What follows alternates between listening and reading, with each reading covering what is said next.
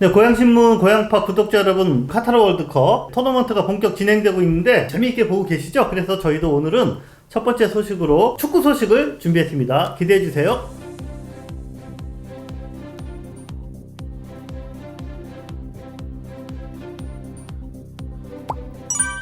네, 지난주에 월드컵 보시느라고 네. 밤잠 설치시면서 구경하시느라 피곤하셨을 텐데 이번에는 고양시 축구 소식이라고요. 고양시가 경기도 대회에서 생활체육인들인데 엄청난 성과를 냈다. 이게 좀 뒤늦게 알려져서 화제네요. 네, 맞습니다. 자, 한마디를 정리해드리면 세계 축구 최강은 브라질 뭐 이렇게 이야기하잖아요. 경기도 축구 최강은 고양시입니다. 아, 예. 그게 공인된 사실인가요? 맞습니다. 예. 자, 지금부터 이제 설명을 드리는데 경기도 축구 협회장기 동호인 축구 대회, 이게 매년 열리는 대회인데 요거는 연령대별로 열려요. 그래서 30, 40, 50, 60, 70대 이렇게 5개 그룹이 있는데 이 5개 모든 그룹에서 고양시 대표팀이 2곳은 우승, 나머지 3은 준우승. 모든 연령대 팀들이 다 결승까지 올라갔다? 맞습니다. 야, 대단한데요? 예, 그러니까 우승, 준우승 두 팀이 이제 예. 전국대회 나가는 거거든요. 경기도 그 축구대회 사상 이번이 처음이라 그러네요. 축구의 도시 고양시, 여러분들 자부심을 가지시고 꼭 축구가 아니더라도 가까운 곳에서 행복한 생활체육 한번 즐기시면 좋겠네요.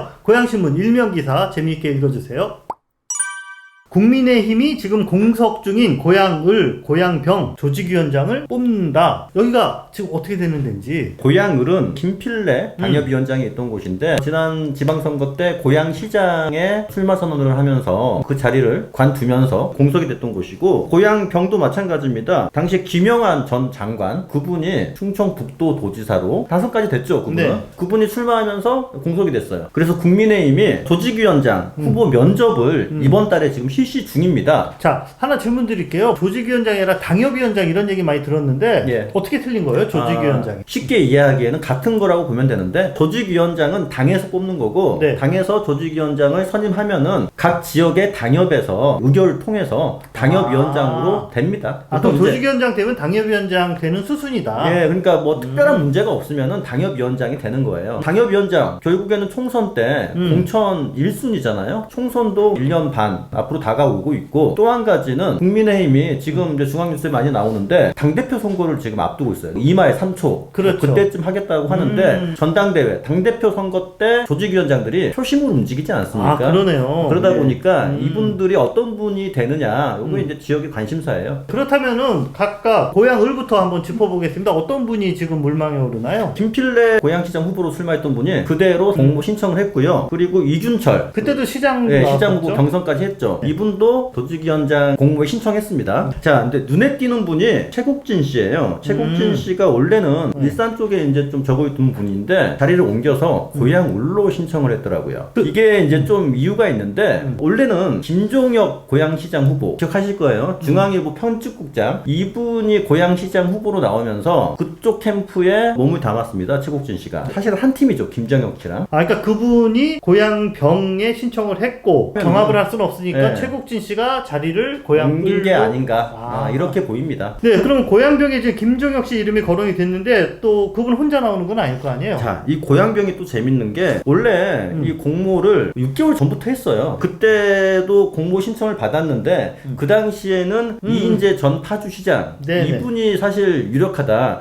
사실은 예정됐다, 이렇게 다 알려졌어요. 그리고 지금 6개월을 미뤄오다가 다시 한번 재공모를 받고 신청을 받았는데 이제서야 김종혁 씨가 나타난 거죠. 그래서 김종혁, 이인재 이 두 분의 경합이 예상됩니다. 이달 말까지 면접을 보고 1월 초쯤 아니면 중순쯤에 낙점을 해서. 네, 낙점을 해서 공개하겠다. 지금 당에서 이런 방침을 세워두고 있습니다. 김필래, 그리고 이균철, 이인재, 김종혁. 자, 기억을 더듬어 보면 지난번 선거에서 고양시장 후보로 다들 도전했던 국민의힘 후보들인데 이번에 당협위원장에 다들 도전을 했네요. 이분들 중에 누가 낙점이 돼서 총선 공천에 한 걸음 더 앞서가게 될지, 야, 정말 궁금합니다.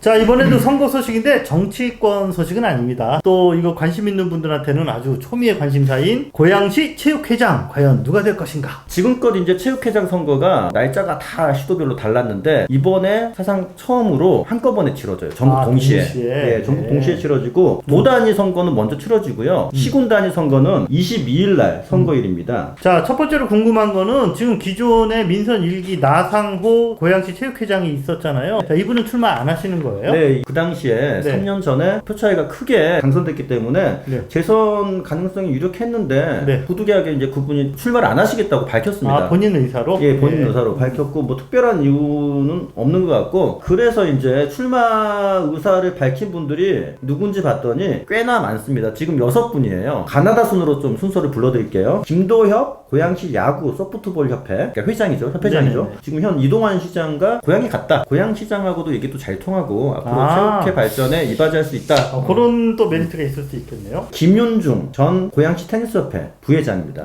자, 이분은 최근에 어떤 활동을 했나 보니까 강남구 체육회 사무국장을 최근까지 지내다가 지금 선거 출마를 위해서 그만두셨다고 하더라고요. 안운석 고양시 체육가맹단체 회장. 이분은 이름이 좀 익숙해. 예전에 고양 시의원도 했었어요. 네, 맞습니다. 이분도 출마 의사를 밝혔고요. 유재복 고양시 체육회 수석 부회장 이분도 나오신다고 하네요. 이분은 태권도 선수로 활약했던 분입니다. 이분은 부회장 출신. 그리고 이제 이분 성함이 익숙하실 텐데 이명성 씨. 자, 이분은 이명성 전 시의원인데 삼선 의원. 예, 삼선 의원까지 시의원 지냈던 분인데 예전에 고양시 축구협회장을 지냈더라고요. 체육계에도 뭔가 이력이 있으시네요. 장기태 전 고양시 축구협회 부회장. 좀 이제 축구협회 부회장에 몸담은 지는 꽤나 오래전 일이긴 한데 이분이 네네. 출마 의사를 강력히 밝혔습니다. 네, 일정은 어떻게 되는지 좀 말씀. 후보 등록 기간이 12일 어제까지였고요. 선거운동 기간은 딱 10일입니다. 선거운동 누구한테 하느냐? 선거인단이 있어요. 고양시 이제 종목단체가 등록된 게 쉬운 한계거든요. 306명. 이분들을 상대로 전화, 문자 막 이렇게 돌리고 하시겠죠. 22일 날 선거 투표를 하는데 고양시청 문회회관에서 정견 발표를 하고 오후 2시에 바로 투표합니다. 투표 결과가 바로 나오죠 또. 저 영상 한번 찍어야 되겠네요.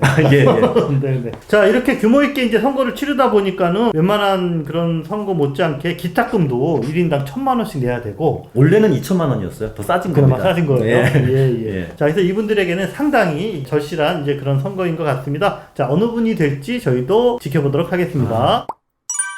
자, 2023년도 고양시 본예산 시의회에서 통과시켜야 되는데 민주당과 그 다음에 이동환 고양시장의 대립이 이게 지금 열흘이 넘었는데 지금 해결이 안 되고 있네요. 원래 이제 정례회가, 그러니까 본예산 심사가 지난달 25일에 본회가 열렸어야 되거든요. 네네. 지금까지 안 열리고 있는 거예요. 지금쯤이면은 사실 예결위 심사가 열려야 될 때입니다. 그렇죠. 이번 주에 본예산이 끝나야 돼요, 심사가. 사상 초유의 이 준예산, 고양시가 이렇게 해본 적이 없는데 자, 이런 사태까지도 우리가 예상을 해야 되는 건가요, 지금? 예, 예상을 할 수밖에 없어요. 왜냐면은 앞으로도 해결의 기미가 보이지 않고 있습니다. 준예산으로 됐을 때 어떤 문제가 발생하냐 좀 네. 확인해 봤습니다. 올해 썼던 예산의 준에서는 예산을 집행할 수 있다. 이제 뭐 그런 거거든요. 올해 대비 몇 프로까지 집행할 수 있느냐 물어봤더니 90% 이상까지는 가능하다고 해요. 고양시 예산 담당관에게 직접 제가 전화해서 물어봤거든요. 90% 이상까지는 되니까 아주 크게 큰 문제는 발생하지는 않을 것이다. 도대체 어떤 예산을 못 쓰는 거냐? 지금 이게 궁금할 텐데 쓸 수도 있다, 할 수도 있다라고 규정된 사업도 있거든요. 그런 예산들은 아마도 준예산에 포함되지 않을 것이다. 이렇게 설명합니다.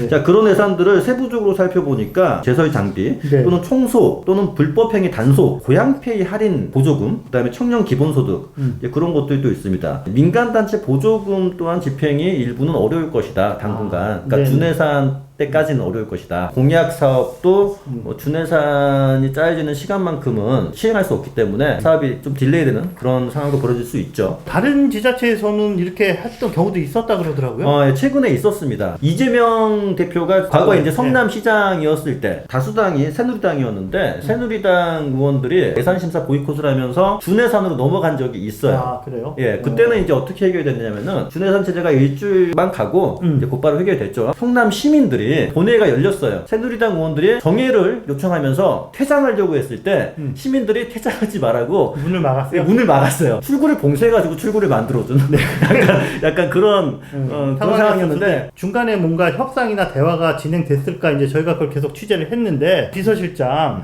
요 분이 사과를 어떻게 할 것이냐 요거 가지고 이제 민주당이랑 이 비서실이랑 이렇게 왔다 갔다 했는데 시장이 사과해 라고 오다를 하면은 주면 되는 네, 거죠. 오다를 주면 당연히 당연히 이제 사과를 하는 것인데 이것은 사실상 이동환 시장이 사과하지 말아라고 지시를 내린 거라고 볼 수밖에 없죠. 이상동 비서실장을 좀 비호하고 있다 이런 느낌이 드는데 이상동 비서실장에 대한 조금 추가적인 정보가 나왔어요. 어떤 분입니까 이분이? 원희룡 국회의원 당시 보좌관 출신이고 중간에 이제 정치평론도 하면서 TV에 좀 얼굴을 좀 이제 비쳤던 분이고 몇 년 전에 일산 서구에 국회의원 하겠다고 총선 출마를 선언하신 적도 있어요. 자기 정치를 좀 하겠다라고 전면적으로 내세웠던 분인데 최근에 이 소식이 확인됐습니다. 네네. 검사들 중에 윤석열 사단이라고 불리는 이제 그런 아주 분들이 있는데 측근 가까운. 예, 네. 그 측근 중에 한 분이 이번에 대전지검장으로 승진한 이진동 검사거든요. 이진동 검사, 이상동 비서실장. 알고 보니까 형제였어요. 비서실장이 형입니다. 이 검사가 생각보다 힘이 센 검사더라라는 게 좀 확인이 돼서 야 이동환 시장도 이분을 함부로 대하지는 못하겠구나라는 생각을 좀 해봤습니다. 이게 지금 정치권에 설왕설래 되는 그런 이슈네요. 이번에는 시민사회 단체의 반응들을 고양신문 3면에다가 좀 모아봤는데요. 어린이집 교사들 월급 깎고 보육교사 월급도 올려주지 않겠다. 홍보봉제를 경기도에서 유일하게 고양시만 동참하지 않겠다. 자, 이렇게 선언한 거라서 어떤 생존권 문제라든가 보육의 질 문제 생길 수 있는 건데 지금 이제 예산 문제가 불거지면서 최근 보름 사이에 고양시 입장문 비슷한 보도자료를 낸 것들이 꽤 있습니다. 보니까 이게 이제 사실 정무적인 판단에 의한 보도자료거든요. 보도자료 제목이 이동환 고양시장 단순 복지 포퓰리즘 방식 동의 못해. 이런 보도자료들이 몇 가지 있어요. 또 나라 돈은 눈먼 돈이 아니다. 예. 자, 그럼 이분들이 눈먼 돈을 노리는 뭐 이런 사람들인 것처럼 예. 이렇게 지금 이거 상당히 정치적이고 좀 공격적인 보도자료다 이렇게 예. 느껴지는데 자 이게 언론 홍보 담당관 여기서 이제 나오는 거거든요. 대변인 이땡땡 이분이 누군지 말씀을 좀 해주세요. 이동환 시장 후보 당시에 네. 보도자료를 잘못 써가지고 네네. 선거법 위반으로 걸린 분인데 이동환 시장의 주요 정책에 대한 어떤 정무적 판단이라든가 입장을 그대로 지금도 대변하고 있는 거죠. 자 이게 과연 문제가 없는지 자 여러분의 생각은 어떠신지요? 자 지난주에는 이성호 기자님이 경기교통공사 제2대 사장님을 인터뷰하러 양주까지 갔다 오셨는데 자 이분이 누구냐 경기도의원 3선 했고 덕양구에서 정치를 하셨죠. 윤경선 전 도의원입니다. 경기교통공사 사장으로 이제 임명돼서 지역에선 화제입니다. 경기교통공사가 뭐 하는 데예요? 경기교통공사라는 데가 출범한 지 2년밖에 안 됐거든요. 왜 그거밖에 안 됐느냐? 전국의 도 단위에서는 교통공사가 처음으로 만들어졌습니다. 보통 그 교통공사가 지하철을 운영하는 곳입니다. 그런데 도 단위에서는 경기도가 지하철이 꽤 있지 않습니까? 꽤가 아니라 많이 있죠. 철도가 많죠. 그럼요. 예, 철도 지하철뿐만 아니라 철도가 많은데 그런 철도를 결국에는 이제 운영해야 되지 않겠냐 그런 의도로 만들어진 것 같아요. 그럼 그동안에는 경기도에 있는 철도를 주로 누가 운영한 거예요? 서울교통공사가 거의 독점하다시피 하고 있습니다. 김포 골드라인, 서해선 운영권을 위탁받아서 운영하고 있더라고요. 고양선 같은 거 앞으로 만들어지면은 고양선도 고양시에서 위탁받아가지고 경기도 도시공사가 운영할 수도 있다. 이제 그런 얘기를 하시더라고요. 그거 외에 또 뭐 좀 본인의 비전을 밝힌 거나 이런 거는 있나요? 민경선 도의원이 딱 1년 전쯤에 얘기했습니다. 수륙 양형버스. 예를 들어서 화정역에서 출발해가지고 네. 바로 여의도역까지 그냥 출발하는 버스를 만들면은 이게 도로로 가는 것보다는 빠르게 갈 수 있다. 이런 제안입니다. 개인의 어떤 공약 중에 하나였는데 그 사업을 어떻게 수립하느냐. 요거는 교통공사의 몫은 아니에요. 어떤 아이디어가 있으면은 우리 공사 입장에서도 제안은 가능하다. 이런 식으로 말씀하셨습니다. 경기도의 철도 그리고 버스 노선 이런 거 정말 좀 순조롭게 잘 운영되기를 기대해 보겠습니다.